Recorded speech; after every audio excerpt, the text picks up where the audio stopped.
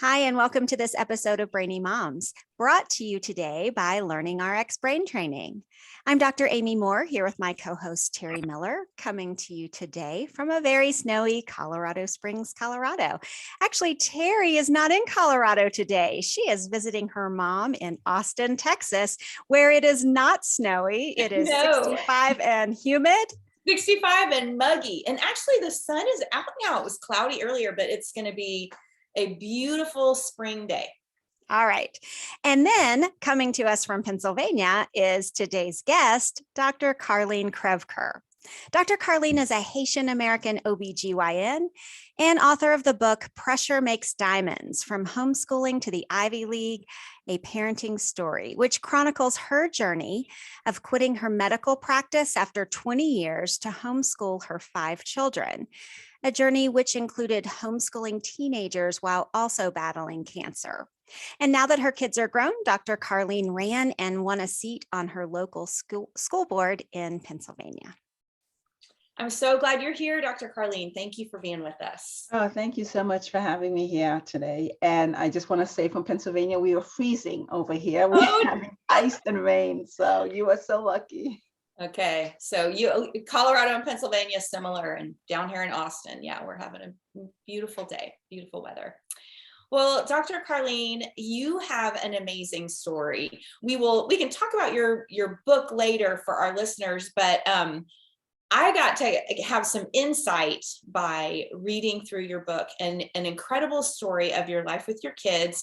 You can't tell the whole story right now, but if you could just give a quick little snapshot of what brought you to where you are today, championing that message that's in your book, Pressure Leads to Diamonds. Tell us your story. But basically, I felt to write that story that every child could learn. You know, when people kept telling me you should write a book because all your kids are so smart. And I started with that idea. But then as I thought about it, I realized that my kids had a lot of opportunities. And I think that's what's missing in the dialogue today. The kids that are not doing well is because of the opportunity gap. And so the schools are not being well funded, and we have to, now I'm on the school board, I see about how we have to raise taxes to, to provide good teacher pay, good teacher salary. And so when you put all these things together, I am really fortunate that my kids did well, and we worked hard, and I'm not taking anything away from them. I know they worked hard, but they also had people surrounding them that loved them, that believed in them, and they had the opportunity for it. So that's what I wanted people to get out of that message. What you invest in kids, they will do well. So in a nutshell, that's the reason why I felt I wanted to write this book. And so related to that, then, is that the reason why you gave up your medical practice to homeschool them? No, because at that time, that wasn't where my brain was at. I gave up my medical practice because we lived in an area that we had no family support. My husband and I, we are both physicians. Sometimes we're on call the same days, the same weekends, and juggling 5 kids and babysitting, that was hard enough. And then when my 2 oldest didn't want to go to school anymore, and the curriculum was just not satisfactory. So because of all those reasons, I decided to homeschool. But homeschool was not something that I've ever contemplated on doing. And even though once I decided to do it, my kids were so happy. Yes, we're going to stay home. Mom's going to homeschool us. I was terrified. I really was. I said, oh my God, could I really do this? Am I undertaking too much? And I started doubting myself.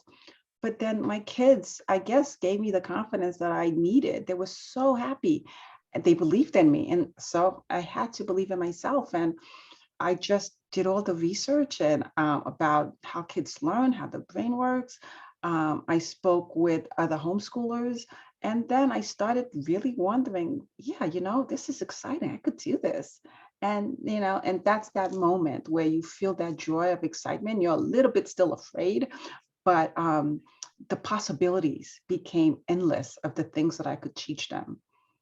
So walk us back a little bit to the decision-making process of what can I do this? What would that look like to give up my career that I've worked so hard for Like, talk to our listeners who are working moms, who are also professionals, who have worked so hard for what they have. Talk to Right. us about what was going on in your mind as you made that decision. Well, first of all, when my husband and we debated, that was after my third son, my third child, my second son was injured by the latest babysitter. It was an accident, but it terrified us. And it was around that time with the shaken baby syndrome and these babies, nannies are hurting the child. And so my husband and we were making we had a great income. And I said to myself, oh my God, what if this ever happened to my child? How could I live with myself? So when we decided one of us had to give up our jobs, I thought it should be my husband, really, because at that time, when I worked full time, I was making more money than him.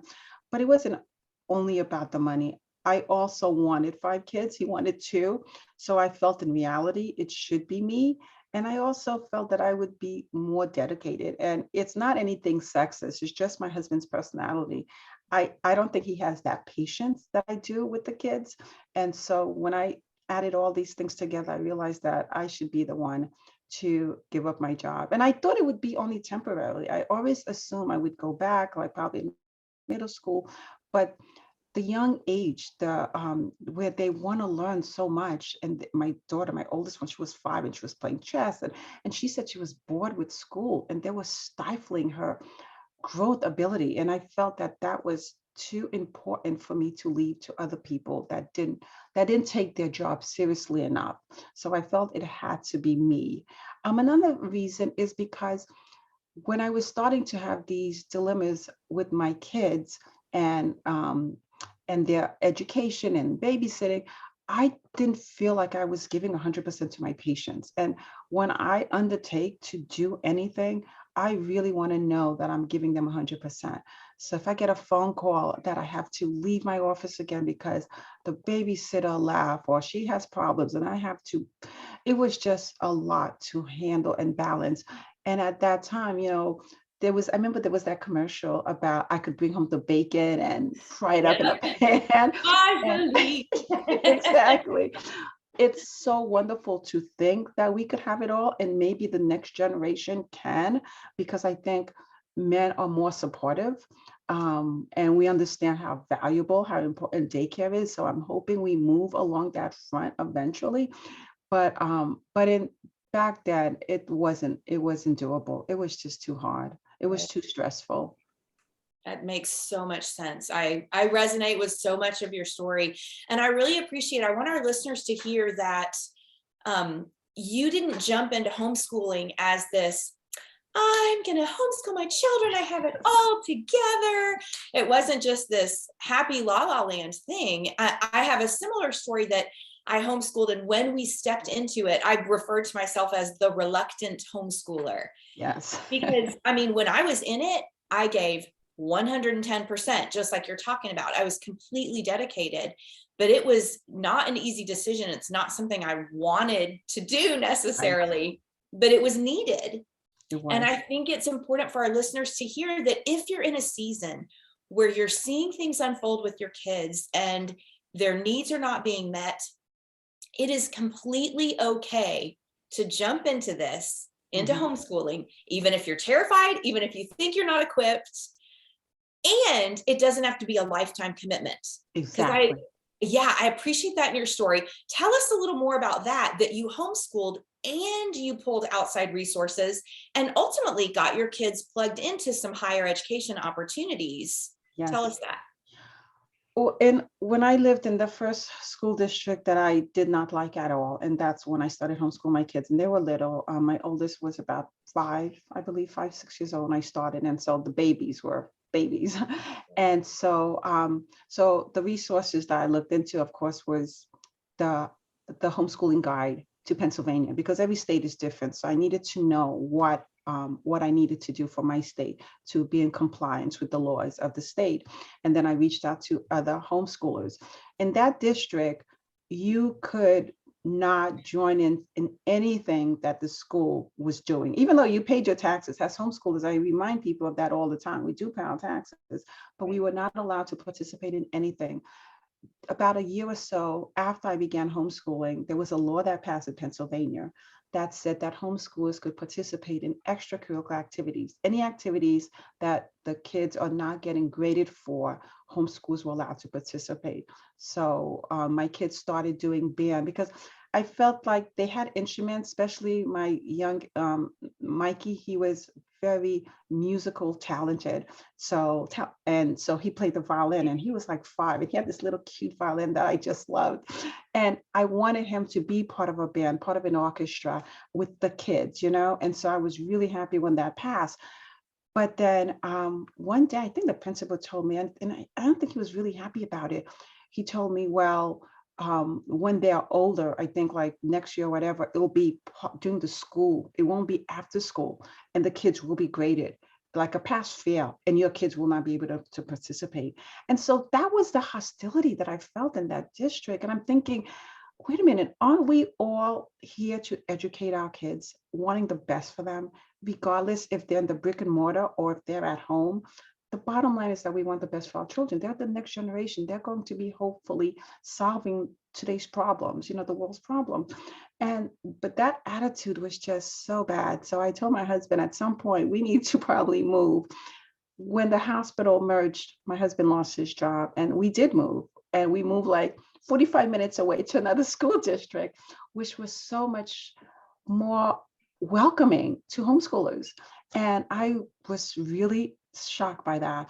And that's when we started this dual enrollment, where they could take some courses at the school, the public, either in the middle school, the band classes in the elementary, or in the high school. They could take AP classes. And then we had a university next to us that they could also take college courses. So it was so good the way I was able to keep them at home for some classes that I like, that they like when I taught them, mix it up around. So we never had a really formal education. And of course, when they went overseas, that was another mix. So I was also pointing out in the book that there are so many different ways to educate your children. It doesn't have to be one for all. And even among homeschoolers, some of them are very structured. Some of them believe in unschooling. So I think it's good to see what works for your family, what works for you and the kids.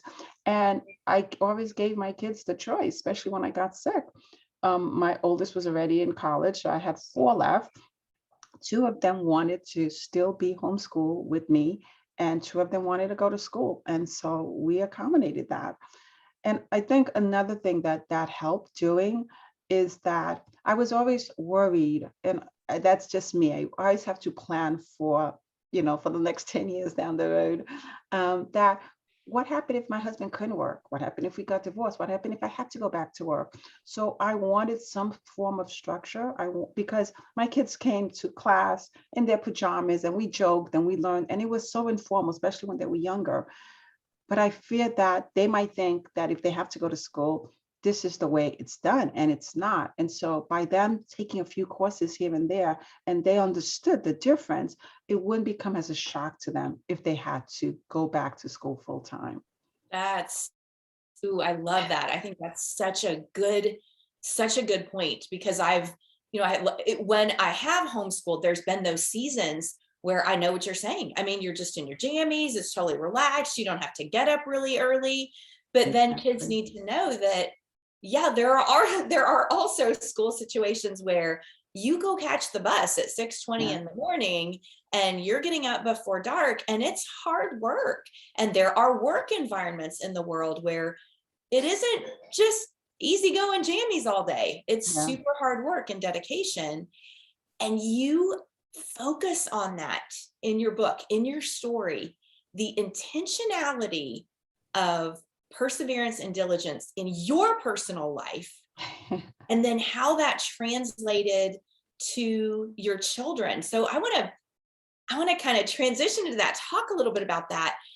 The determination you had to have. You talk about that an advisor told you, oh, you should just go into nursing when you were pursuing a medical field.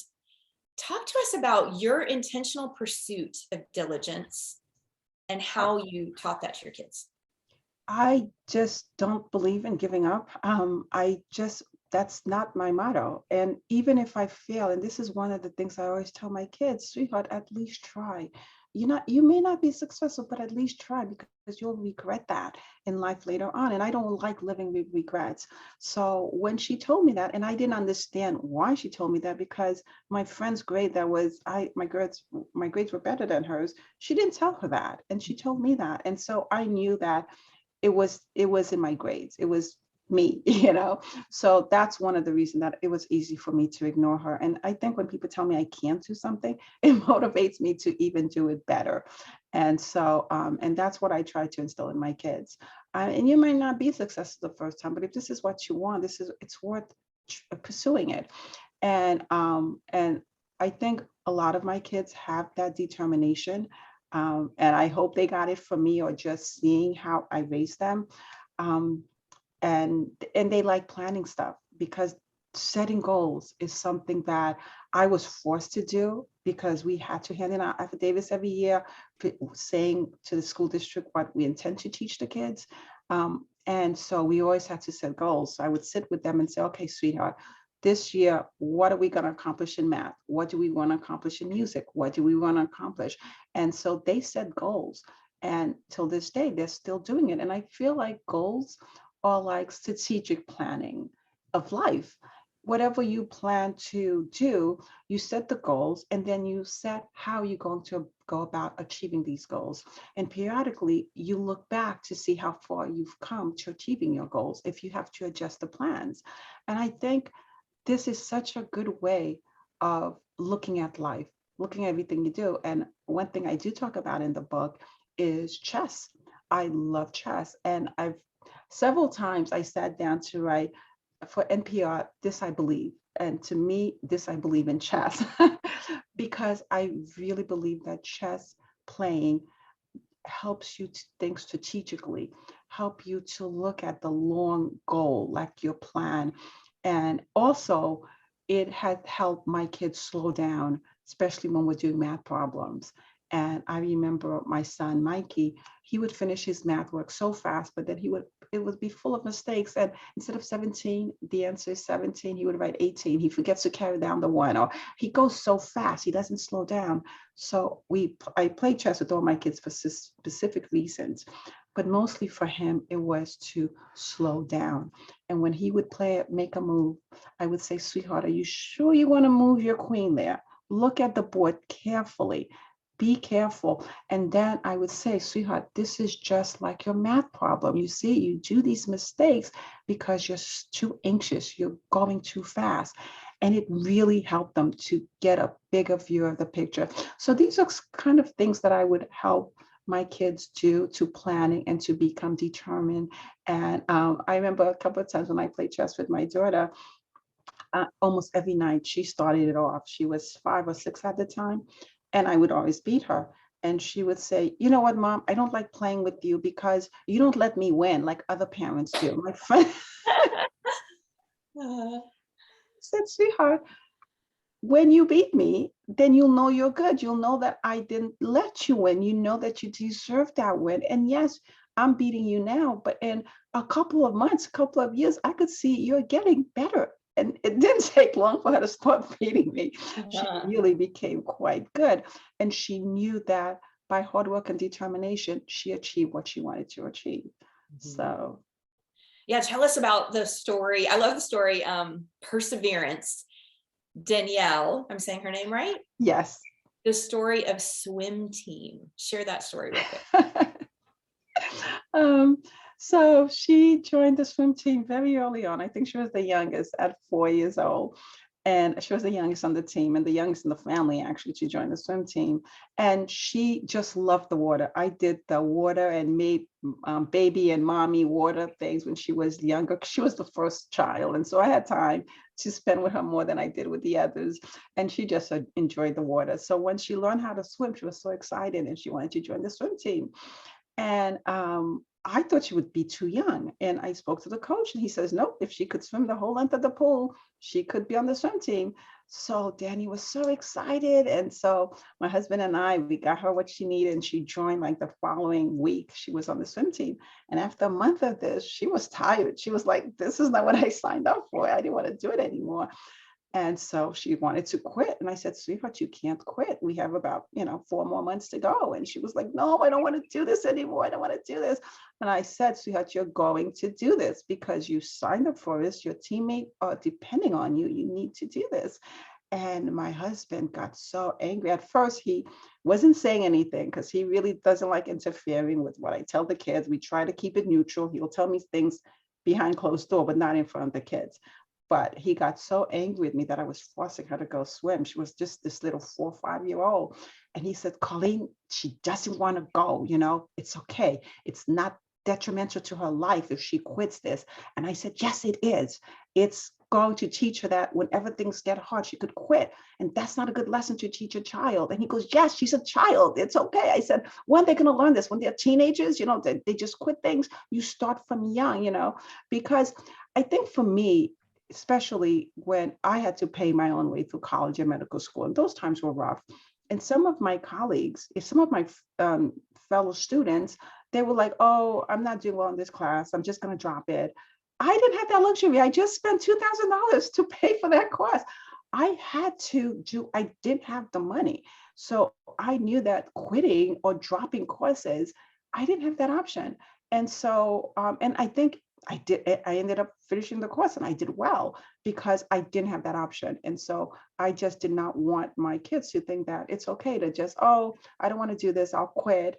You put time in, you put money in, and it's a matter of perseverance again. You try your best. And afterwards, you could say, I don't want to do this again. I tried it, I finished it, I'm proud of myself, but I don't want to do this. And that's fine.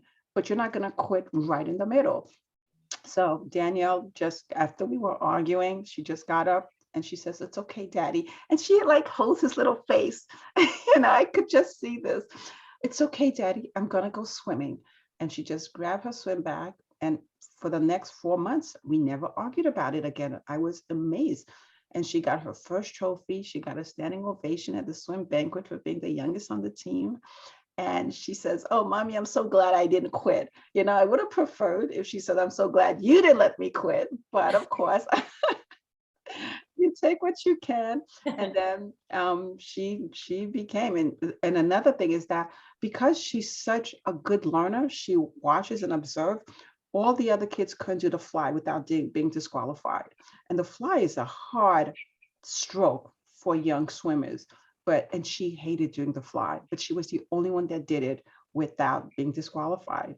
And by the time she was in high school, she was breaking all the fly records because she was that good. She started so young. So, you remind the kids of this, especially when they get a little discouraged. I said, this was how it started when you started the fly, and look at you now. So just a little hard work and you could do this. So speaking of hard work, talk to us about how you got the title for your book, Pressure Makes Diamonds. What's the story behind that? Another Danielle story. It is. And that I don't want to kind of really spoil for your listeners, because I do like when I read a book and I come to the part where, that's why she called it that. So there's a lot of reasons. The main reason it's in the book, and it's a Danielle story. But the other reasons surrounding the Pressure Makes Diamond is because, first of all, a lot of people kept telling me that I'm putting too much pressure on my kids. And, and that really annoyed me because they didn't know my kids. They didn't know me. And I was really careful of the amount of pressure I put on each child, because every child is different. And whereas Danielle didn't need any pressure because she put enough pressure on herself, some of the others did. But I needed to know how to balance that. And I think that's so important as a parent. Also, I felt I was putting a lot of pressure on me. And I think as women, as mothers, as teachers, as wives, we put a tremendous amount of pressure on ourselves to be the perfect wife, the perfect mother. And there's no such things. We could only do our best and be okay with that and be satisfied with that. And when we are really giving our best, that's when we become diamonds. That's when we shine. And that's the real, in the nutshell, of everything that I've written in the book, Why Pressure Makes Diamond. Okay. So talk to us a little bit. Let's go back to the idea of, you think that your children were successful because of the opportunities that you created and the opportunities that they were given and had. And so a lot of times parents choose to homeschool their kids because they are struggling in school, but you were facing the opposite, right? Your children were actually advanced and their Right. needs weren't being met. So talk a little bit about that. A lot of times, one of the things we talk about gifted kids is that, like the Unabomber, he went to Harvard. Gifted kids are important to not to stifle their growth. They need to expand. They need to be challenged. And so, especially, there was a part where I spoke with the psychiatrist that interviewed Danielle, I think, for Mensa, for when she was, for her IQ. And he said that, kids like Danielle learn in a year what the average kid would take 2 years. But it's not only about um, giving them more work. It's about also helping them develop their growth, their curiosity, their search for answers, their wonder. And you don't want to stifle that in kids, especially gifted kids, because after that, they're going to cause a lot of mischief. They're going to be so bored, and you're killing part of them, and I felt that was what was happening to her. I mean, how does a 5-year-old say that she's bored with school? And you're thinking it's kindergarten. How could you be bored with school? You just run around, you cut out, you pace. But no, she wanted to read. She wanted to be creative. She didn't want to just count the number of apples on the apple tree. She couldn't do that, and she would rather stay home and stay with the twins and read books. And I had to take that seriously. I'm thinking, wow, that's unbelievable. What kid don't like running around, And she didn't. That wasn't her. And with Michael, his thing was just being confined to a chair. And they're finding out that, especially young Black males in general, being confined to a chair and being dictated to is not how they learn. They need to walk around. They need to communicate. They could do a puzzle with 2 other kids and they could sit down and do it. But you're just being dictated to. It was torture. So when he thought kindergarten, we made a big party for him. He thought kindergarten was just going to be for a week or so, or a month at the most, and he's done, And when he heard that, he has to take this torture for the rest of his life, for the next year. That's when he started with the tantrums. I don't want to go to school, mommy. And I just never saw that sort of behavior from my kid. And I knew that something had to be done. Yeah. So yeah, I think that people make the mistake. And even now, I'm part of the school district, and we're looking at our failing kids. We want them to succeed.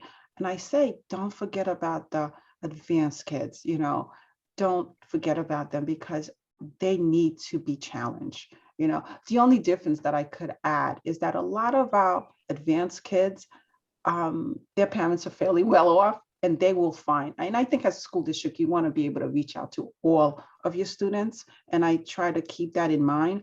But it is true, though.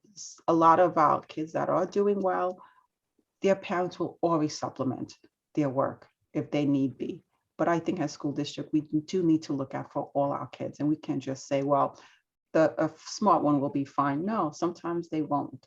Yeah. Sure. And I think it's important to note that just letting a smart kid skip a grade isn't necessarily the answer. I think you talked about, you wanted your kids to have meaningful learning experiences. Exactly. Right. So it's not necessarily, they always have to be more advanced learning experiences, but they have to be meaningful and relevant. Yeah. Exactly. I just didn't, and I wanted them to live their life, their childhood. I didn't want them to be 13 years old in college, like, what did you do with your childhood? Because you'll have time to go to college, you'll have time to work, you'll have time to be adults.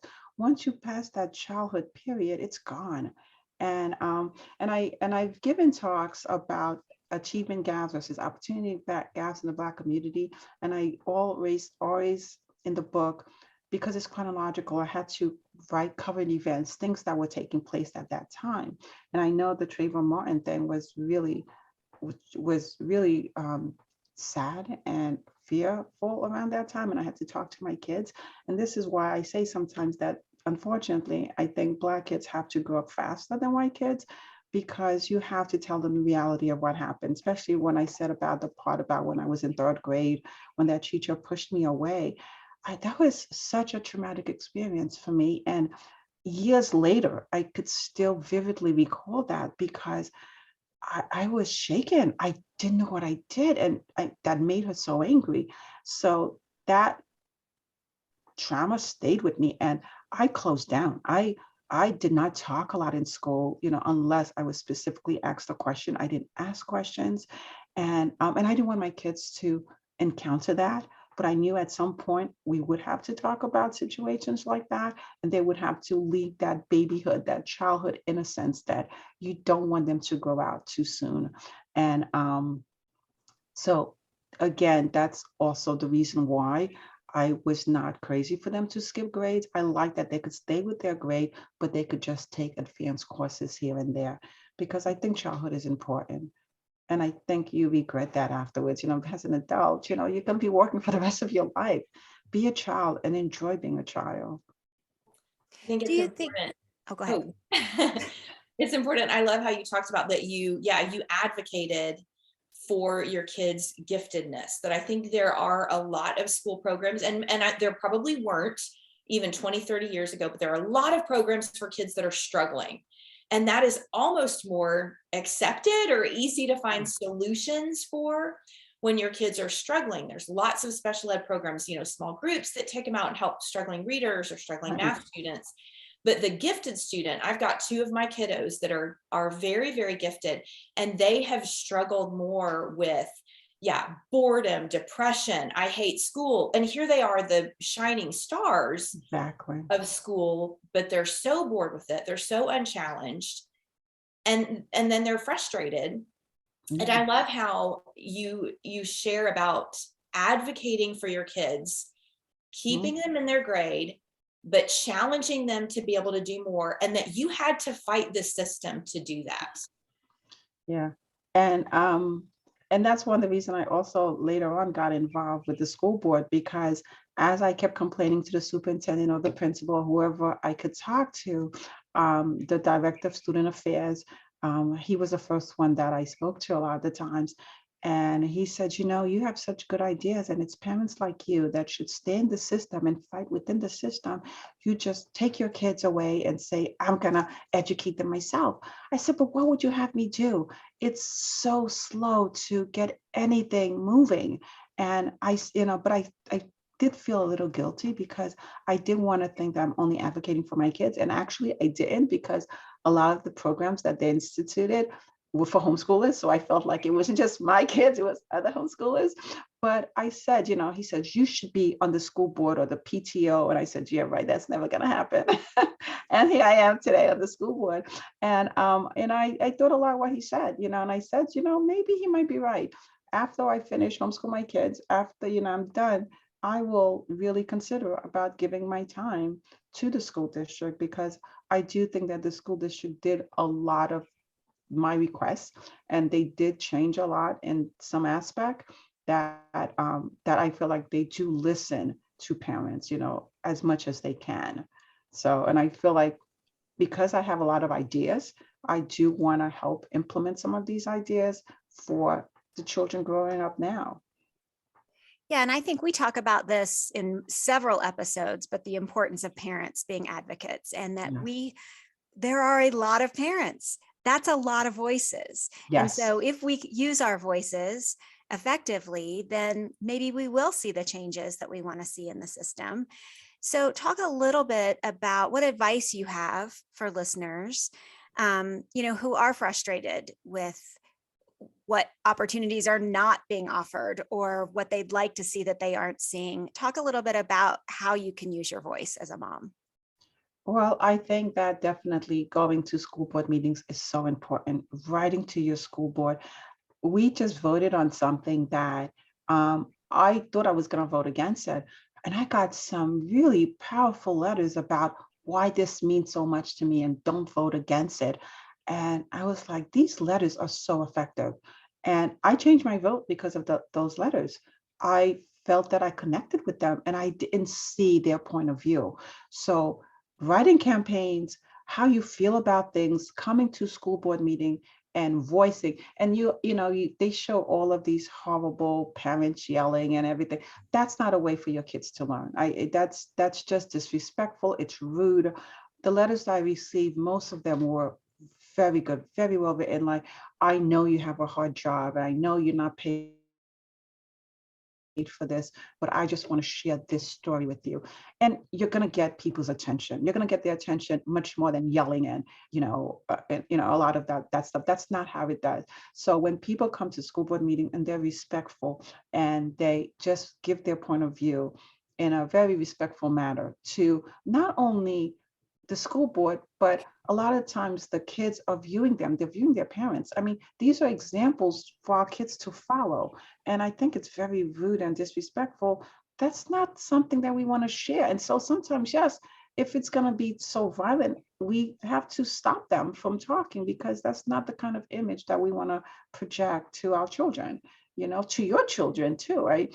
It's not a good way for dialogue to occur. So, but I do think getting involved in your community. Now, for some reason, and some schools just don't have the funding. Now that I'm on the other side, I'm really looking at the roof repair, the playground, the insurance, there's so many funding, and the pensions, the teacher's salary, the books, the curriculum. There is a lot of money that has to go for one individual child, the special ed education, all of that.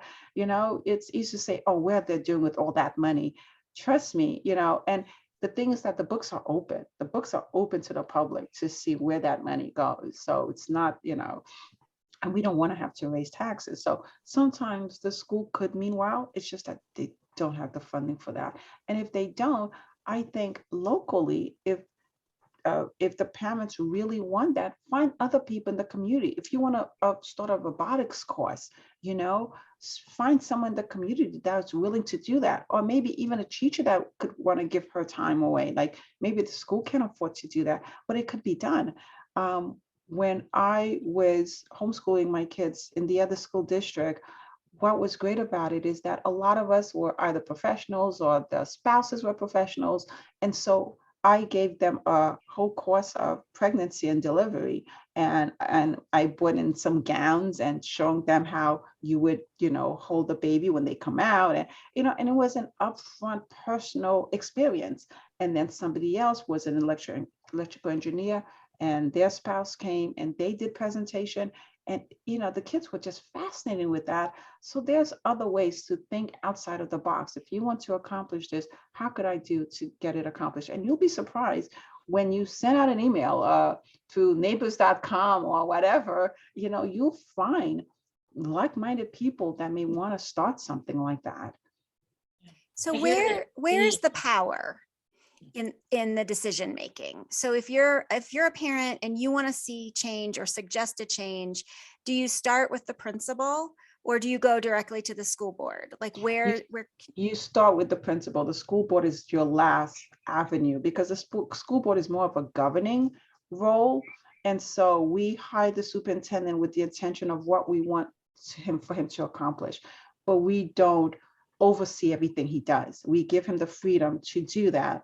And then he hires a principal and he tells them what he wants and he gives them. So we're the last tier. Like when we can't, like a friend of mine can't write to me and tell me about a teacher that's doing terrible work. I can't involve with that. I would say, speak to the teacher, speak to the principal. I'm like the last person that would get involved with that, because then if you're always getting involved in that, then why do you need them? And they will feel like you don't trust their judgment. We've hired them for a purpose and we have to let them do that purpose. We're basically a governing board. And I think a lot of people confuse that, like I'm going to go to the school board and get this change. It doesn't work like that.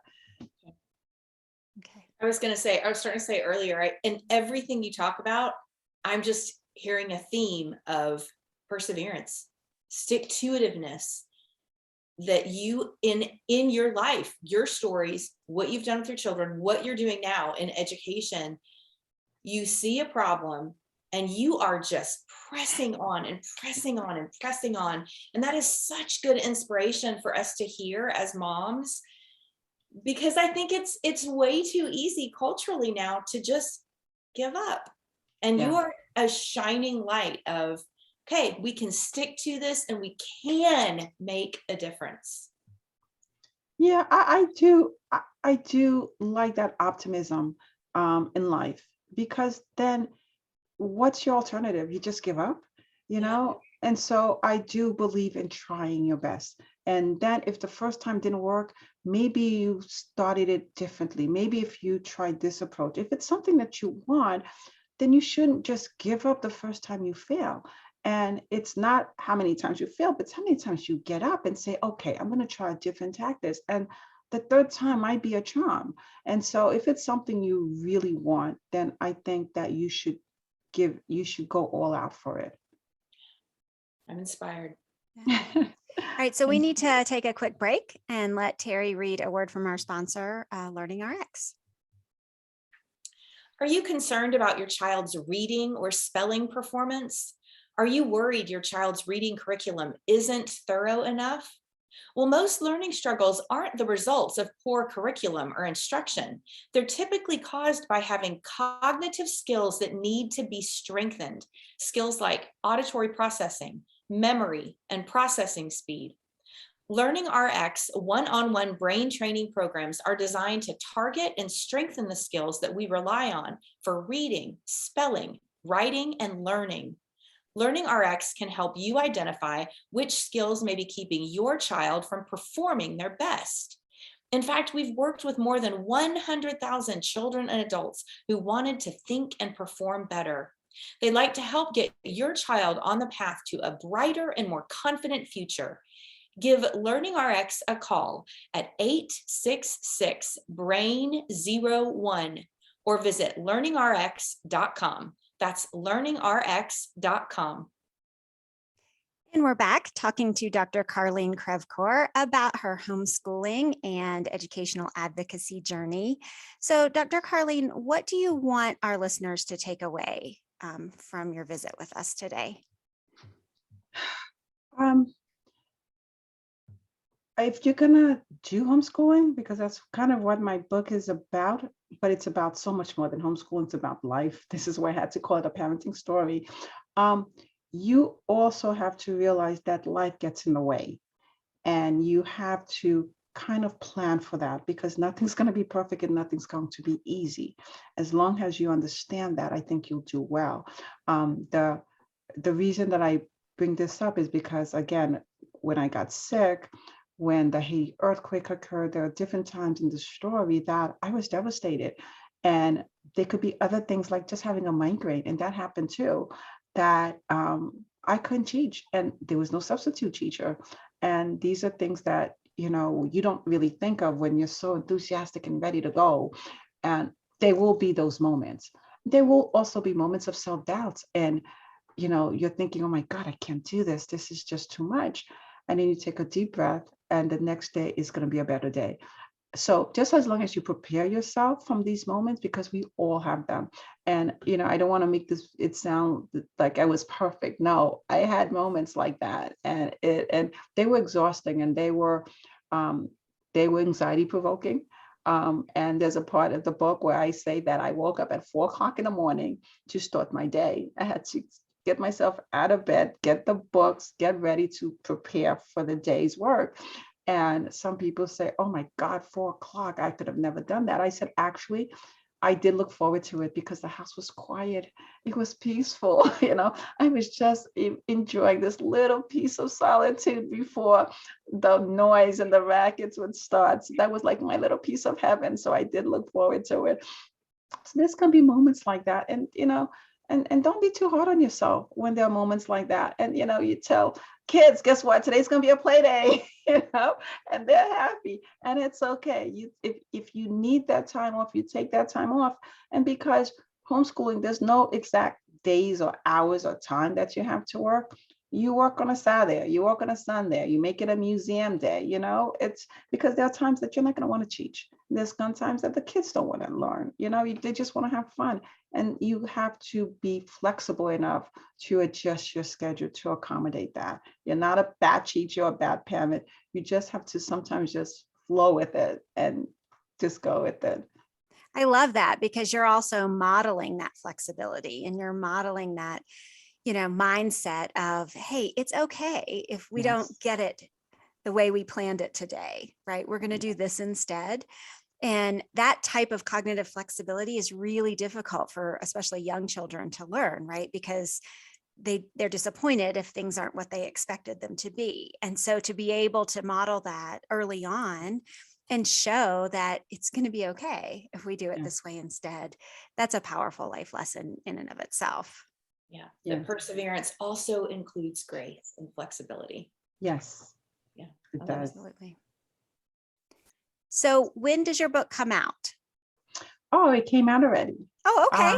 Yes, it's out, and it's on Amazon, and it's also on bookshop.org. So, and it's also, if you go to my website, www.carlinecrevecoeur.com, you could also go to a link. I don't sell it through my website, but I have the link to the two places. And if you're in Pennsylvania, there's some local stores that I've listed that carries the book. So, yeah. All right, fantastic. We've had guests on our podcast with books, over the season that are very self-help oriented. They're, parenting to do books. And so I want listeners to hear that this is a page turner.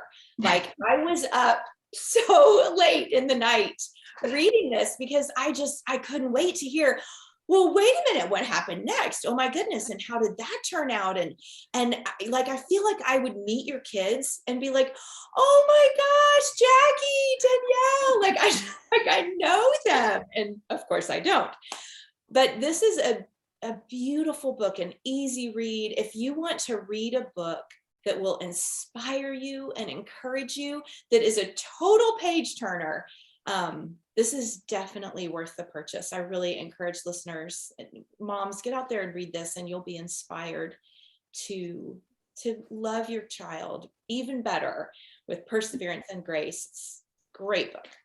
Thank you. Thank you so much for that. Well, and Dr. Carline, you're a very engaging writer, and it amazed me how you could remember word for word conversations the way that you, because it's full of conversations that you had with each of your children, with your husband. And I mean, they're quotes, right? And so anyway, you're engaging from the first sentence. And so we were blessed to have gotten to read it. Yeah. Thank you. Thank you so much.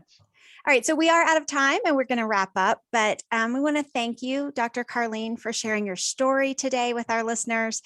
If you would like more information about Dr. Carline and her story, you can find her on Instagram at Crevi22, on Twitter at MetaCrev, and we'll put those handles in the show notes, as well as a link to her website and a link to get her book, Pressure Makes Diamonds: From Homeschooling to the Ivy League, A Parenting Story. So thank you so much for listening today. If you love our show, we would love it if you would leave us a 5-star rating and review on Apple Podcasts. Be sure to follow us on social media at the Brainy Moms. And if you would like to watch instead of listen, we are on YouTube. So please subscribe to our channel and see us there. So look, until next time, we know that you're busy moms and we're busy moms. So we're out. See ya.